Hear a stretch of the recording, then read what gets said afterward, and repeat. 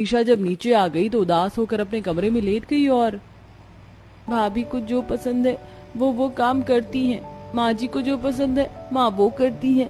बस अगर कोई अपनी पसंद की चीज नहीं कर सकता वो मैं हूँ। मुझे भी एक पूल चाहिए, फुलाने वाला बड़ा पूल अडल्ट के लिए।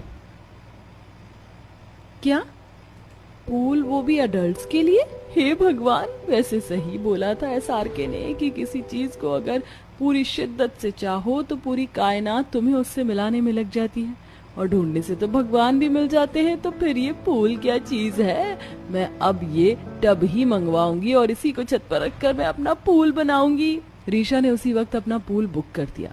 पूल के आने तक रीशा का एक एक दिन गिन कर बीता और आज उसका पार्सल आ चुका था। अरे ये दबे पाँव क्या लेकर जा रही हो? माँ जी देखिए, मैंने ना आपकी भी शिकायत को खत्म कर दिया। मैंने मंगवाया है हवा भरने वाला पूल। इसमें हवा भरो और कहीं भी रखकर पानी भर दो। माँ जी ये बहुत अच्छा है। तो तू इसे कहाँ रखेगी? इसको मैं रखूंगी छत पर, क्योंकि ये बहुत बड़ा है। रीशा की बात को सुनकर सुलेखा चुप हो गई। रीशा छत पर अपना पूल लेकर गई, जहाँ जाकर उसने उसमें हवा भर दी और फिर पाइप लगाकर उसमें पानी भरा। उसका फुलाने वाला पूल बहुत ही बड़ा था। अरे वाह मेरा पूल! इस पानी में मैं ये बबल मेकर डाल देती हूँ, आज तो दिल भर कर नहाऊंगी। रीशा ने अपने पूल में बुलबुले बनाए और वो कपड़ों के साथ ही अपने पूल में घुस गई। कुछ देर के बाद अपने खेत को देखने आरती आई तो वो इतना बड़ा पूल देखकर चौंक गई। ये क्या, हमारी छत स्विमिंग पूल बन गई?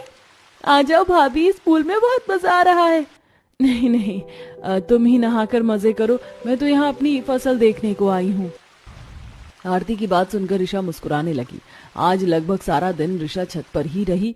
आरती ने भी उसे नीचे आने को नहीं बोला और सारा काम खुद ही निपटा लिया। ऐसे ही अब लगभग एक हफ्ता बीत चुका था। ऋषा अपना सारा वक्त बस पूल में ही खत्म कर देती थी। वो ना कोई घर का काम देखती थी ना ही कुछ और। ऐसे पूल में बैठने का भी अपना ही मजा है।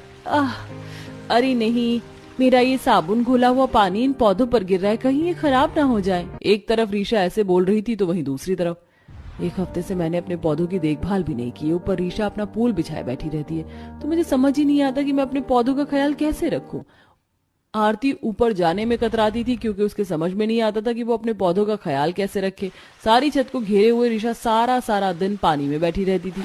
ऐसे ही आज के दिन। अरे बहू क्या बात है, ऐसे पटक पटक कर रोटी क्यों बना रही है? माँ जी, इस रीशा ने तो हद कर रखी है। सारी शर्म लिहाज तो मानो धोकर ही डाल दी है इसने। सारा सारा दिन बस ऊपर गुजार देती है। घर में सफाई भी मैं करूं, बर्तन भी मैं ही साफ करूं, खाना भी मैं ही बनाऊं, और उस महारानी को बस खाना खाने से मतलब है। माँ जी, मैं यूं इस सब से